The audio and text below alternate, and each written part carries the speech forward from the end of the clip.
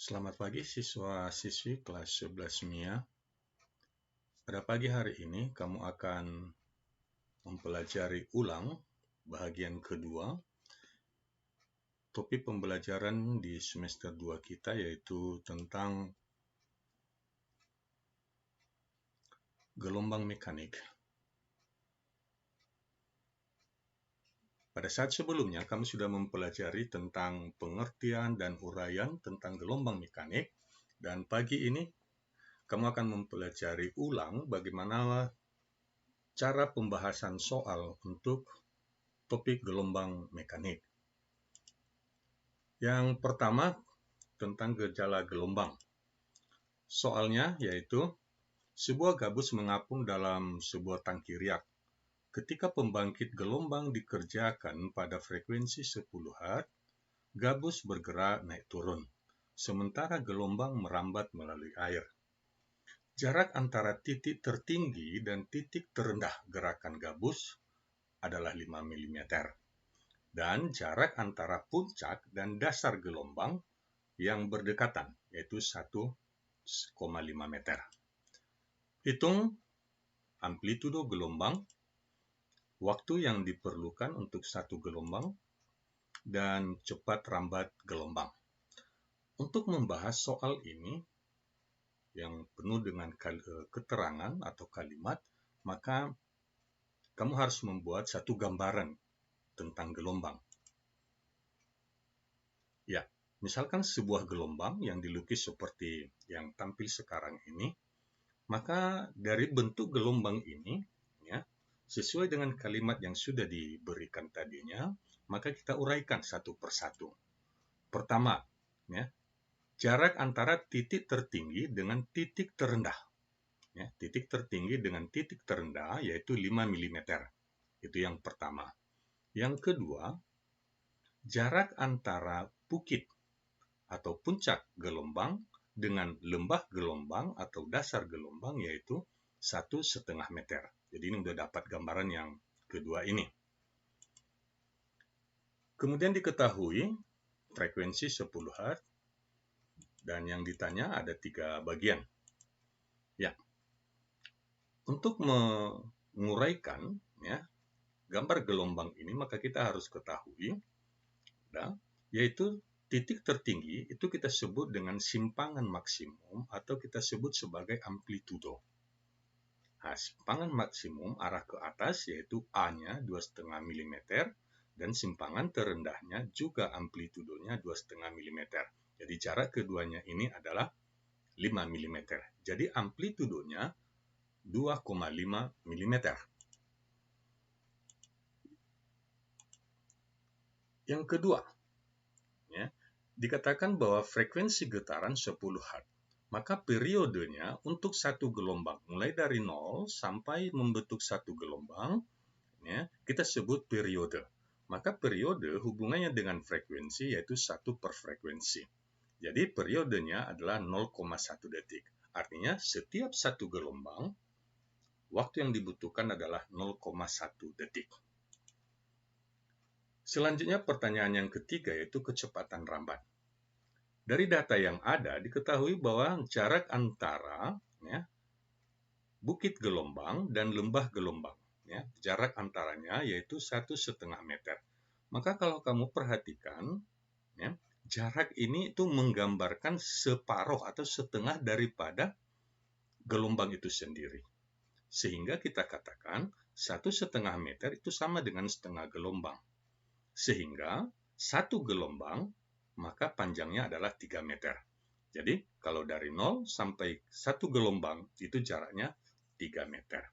Jika frekuensi 10 Hz, panjang gelombang 3 meter, maka kecepatan rambat gelombangnya V sama dengan lambda kali F, yaitu 3 kali 10, 30 meter per detik. Topik yang kedua, masih dengan gejala gelombang, yaitu dari gambar di bawah ini, apabila frekuensi getaran pegas adalah 60 Hz, tentukan kecepatan rambatnya. Ya, soal memberikan gambar, ini adalah getaran pegas. Dan kita ketahui bahwa getaran pegas adalah salah satu jenis dari gelombang longitudinal. Ya, dan gelombang longitudinal yang lain yaitu gelombang bunyi, yaitu arah getarnya sama dengan arah rambatnya. Dari titik A ke titik B, ya, dari titik A ke titik B, maka kalau kita perhatikan seperti yang pernah dipelajari, yaitu jarak untuk satu gelombang terdiri dari dua buah rapatan dan satu regangan, atau dua buah regangan dan satu rapatan.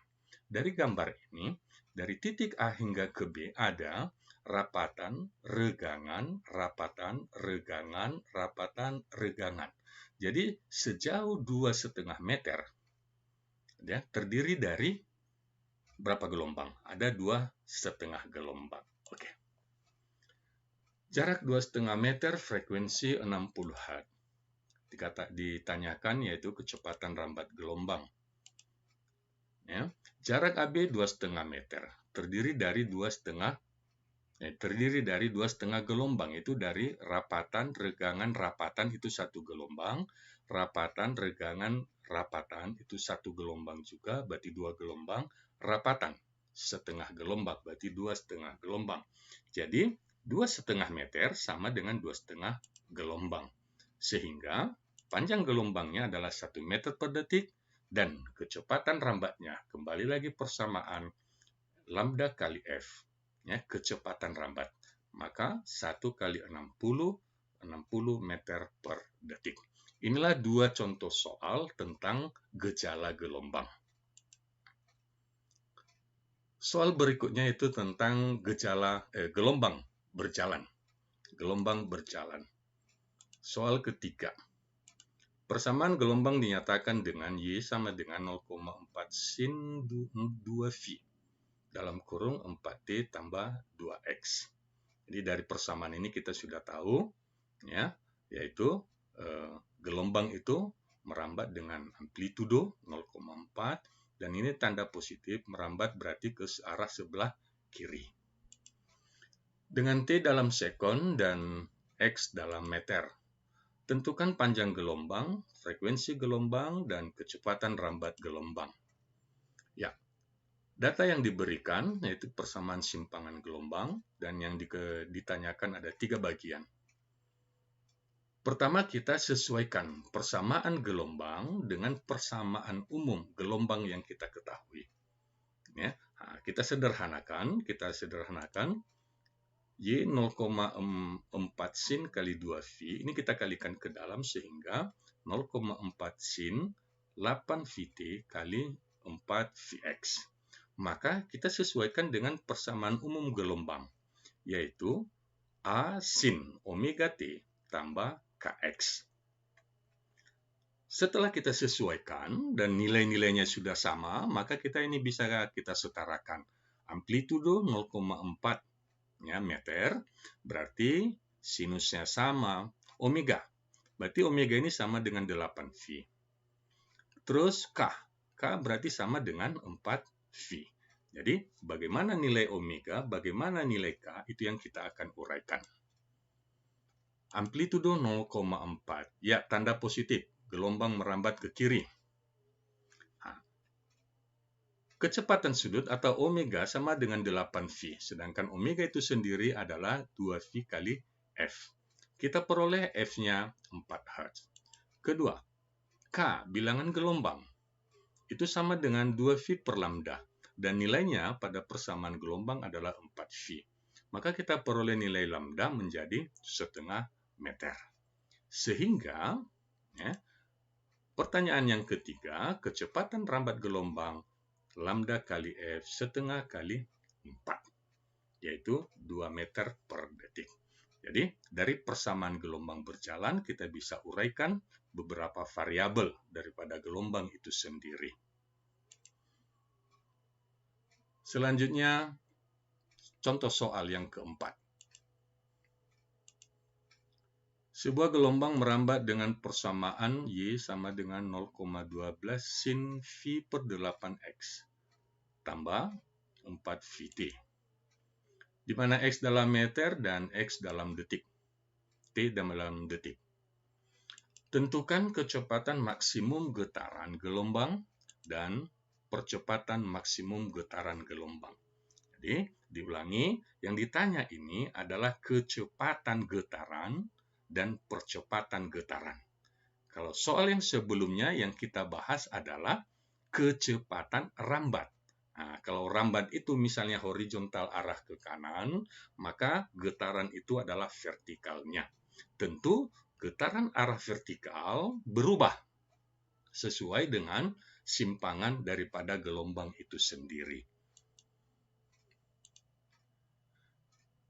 Sebelum kita membahas soalnya, maka kita coba mengingat kembali persamaan getaran gelombang.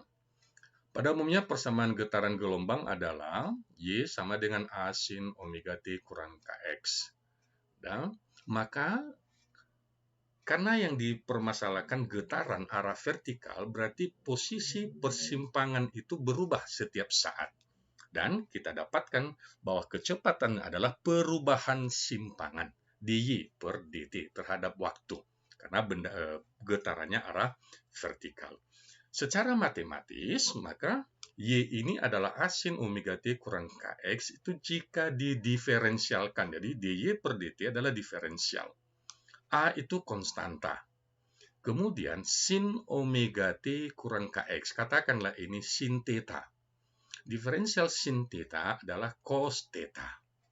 Selanjutnya, sebagai fungsi waktu, maka yang ada variabel waktu pada persamaan ini adalah omega T, sedangkan Kx tidak ada variabel waktu. Maka diferensial daripada omega T adalah sisanya omega. Sehingga kita sederhanakan A kali omega cos omega T kurang Kx. Dengan versi yang lain, maka kita dapatkan jika simpangan ini adalah simpangan maksimum, yang kita sebut amplitudo, ya, simpangan maksimum. Maka kecepatan adalah kecepatan maksimumnya. Jadi A kali omega itu sama dengan kecepatan maksimum cos omega T.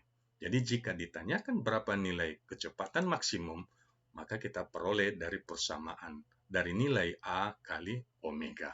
Sedangkan simpangan maksimum adalah amplitudo. Selanjutnya, percepatan. Ya, percepatan adalah diferensial dari kecepatan terhadap waktu. Maka, jika kecepatan adalah A kali omega cos omega T kurang Kx, maka jika itu didiferensialkan A kali omega ini tetap. Selanjutnya, cos omega T. Katakan ini cos theta. Diferensial cos adalah min sin. Nah, kemudian, ya, variabel omega T didiferensialkan menjadi omega. Maka itu sama dengan minus, ya, kita pindahkan A kali omega kuadrat. Nah, kita satukan sinus omega T. Selanjutnya, dari persamaan ini kita bisa tuliskan jika percepatan sama dengan A omega kuadrat, maka itu sama dengan percepatan maksimumnya. Ya. Bahkan kalau kita sederhanakan lagi, omega kuadrat, kalau kita lihat A sin omega T kurang Kx sama dengan Y, maka bisa kita buat minus omega kuadrat kali Y. Nah, dengan mengganti nilai A sin omega T. Jadi, khusus nilai percepatan maksimumnya, yaitu A kali omega kuadrat. Nah, inilah persamaan getaran gelombang. Kita akan masuk ke dalam pembahasan soalnya. Persamaan gelombang diberikan 0,12 sin V per 8X tambah 4 VT. Nah, ini dua hal yang ditanyakan. Maka, ya, jawaban pertama kita, kecepatan gelombang, kecepatan getarannya yaitu diferensial dari persamaan Y ini, ya, menjadi diferensial, masukkan nilai Y-nya, udah, hasilnya menjadi 0,12 tetap, sinus θ-nya, anggap ini θ, sin θ menjadi cos θ, kemudian variabel T-nya, 4VT menjadi kali 4V. Nah, kita sederhanakan, kalikan 0,12 kali 4V, menjadi 0,48V. Cos selanjutnya. Dan kita setarakan dengan persamaan kecepatan getaran, ya, maka kita dapatkan 0,48 V ini adalah sebagai V maksimum. Maka kita peroleh nilai maksimumnya yaitu 0,48 V meter per detik. Selanjutnya untuk percepatan. Untuk percepatan getaran, maka kita lanjutkan diferensial daripada kecepatan. Ya, ini tadi kecepatan dV, V-nya ini 0,48 V. Jika didiferensialkan 0,48 V-nya tetap, udah. Cos, katakan ini theta, cos theta-nya menjadi min sin, ya, diferensial cos minus sinus.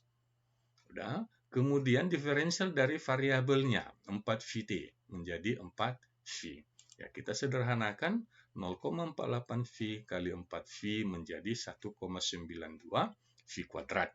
Sin V per 8X tambah 4V kali T. Apabila kita setarakan, maka percepatan sama dengan percepatan maksimum sin. Sehingga percepatan maksimum itu nilainya minus 1,92 V kuadrat. Iya, jika kita ubah nilai V ini 3,14, 3,14 kita kuadratkan, kita bulatkan menjadi 10, maka percepatannya menjadi minus 19,2 meter per detik kuadrat. Jadi inilah dua contoh soal, ya, mengulang kembali pembelajaran kamu tentang gelombang berjalan. Topik yang ketiga, yaitu gelombang stasioner. Contoh soalnya adalah seutas tali yang panjangnya 2,5 meter diikat pada salah satu ujungnya, lalu digetarkan sehingga terbentuk 5 gelombang. 5 gelombang penuh. Tentukan jarak simpul keempat dihitung dari ujung terikatnya. Ya, kalau kita amati di sini, ya, kalau kamu perhatikan ketika belajar tentang gelombang stasioner, perhatikan ini gelombang yang merambat ke kanan yang warna hijau dan diikat pada ujungnya sehingga, ya, berbalik arah gelombang warna hijau itu menjadi gelombang yang warna biru. Maka akan terjadi tabrakan. Kita katakan tabrakan, akan terjadi perpaduan.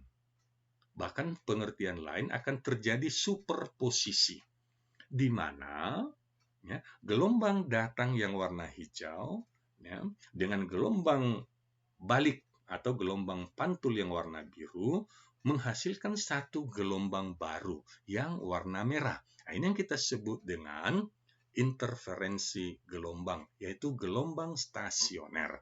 Ada saatnya menghasilkan gelombang dengan puncak tertinggi dan ada saatnya menghasilkan gelombang yang sama dengan 0. Nah, jadi masalahnya yaitu gelombang ini dengan ujung terikat. Nah, ini ujung terikat di sebelah kanan. Lihat, kamu perhatikan di sebelah kanan. Udah. Nah, ya, dan itu menghasilkan gelombang stasioner. Ya, dari keterangan yang sudah diberikan, gelombang stasionernya ujung terikat, panjang talinya 2,5 meter dan menghasilkan 5 gelombang. Yang ditanya adalah jarak simpul keempat. Baik, kita perhatikan, ini gambar yang tadi kita ambil screenshot-nya. 5 gelombang stasioner yang dihasilkan. Ini kita mulai dari sebelah kanan. Ini naik ke atas sampai kemari 1, 2, 3, 4, 5 gelombang. 5 gelombang ini panjangnya 2,5 meter. Nah, yang ditanyakan jarak simpul keempat. Ini simpul pertama. Kemudian ini simpul kedua, ketiga, dan keempat. Berapa jaraknya? Panjang tali 2,5 meter menghasilkan 5 gelombang atau 5 lambda. Maka panjang gelombangnya adalah setengah meter. Jika panjang gelombang setengah meter, yang ditanyakan jarak simpul. Tanpa mempergunakan rumus pun kita sudah bisa dapat. Kalau ini simpul pertama, ya, kemudian simpul kedua ini setengah gelombang. Simpul ketiga ini 1 gelombang. Dan simpul keempat setengah gelombang. Berarti jarak simpul keempat itu adalah 1,5 gelombang. Kalau 1,5 gelombang berarti kita bisa dapat berapa X-nya. Ya, dengan mempergunakan persamaan, N-nya 3, ujung terikat. Ya, tinggal masukkan nilai N-nya 3 kali setengah dan panjang gelombangnya setengah. Maka jaraknya 3/4 meter. Berarti 0,75 meter. Jadi kalau kita lihat di sini, dari S1 ke S3 itu 1 gelombang, berarti setengah meter. Dari S3 ke S4 itu setengah gelombang, berarti 1/4 meter. Jadi total jaraknya itu menjadi 3/4 meter. Demikian cara menghitungnya. Yang terakhir, contoh soal terakhir. Gelombang stasioner bergerak dengan persamaan gelombang Y sama dengan 0,08 cos Y sama dengan 0,08 cos 15 Vx sin 10 Vt. Di mana X dalam meter dan T dalam detik. Tentukan jarak antara perut dan simpul gelombang yang terdekat. Dari persamaan ini, diketahui bahwa Y sama dengan 0,08 cos 15 Vx sin 10 Vt. Yang ditanyakan adalah jarak antara simpul dan perut yang terdekat. Artinya simpul dan perut yang berurutan. Dari persamaan ini kita bisa ketahui bahwa dengan mengetahui memberi data cos 15 Vx, maka kita bisa menyatakan bahwa persamaan ini adalah persamaan gelombang stasioner ujung bebas. Mengapa? Karena persamaannya adalah 2A cos Kx. Nah, itu persamaan gelombang stasioner ujung bebas. Ya, ini contoh gelombangnya. Ini kamu sudah pelajari.